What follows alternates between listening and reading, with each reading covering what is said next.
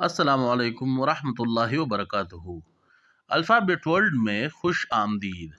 हमने अंग्रेज़ी के हरूफ का आगाज़ किया था।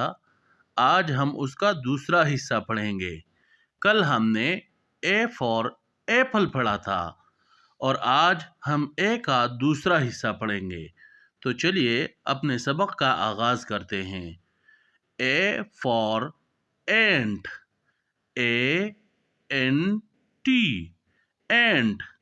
एंट को उर्दू में चिवेंटी कहते हैं और पुश्तू में मेगे कहते हैं।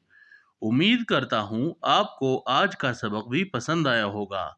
वीडियो को लाइक और शेयर करें, चैनल को सब्सक्राइब करें और घंटी के बटन को दबाएं ताकि हर नई आने वाली वीडियो सबसे पहले आप तक पहुंचे। अपना बहुत ख्याल रखें।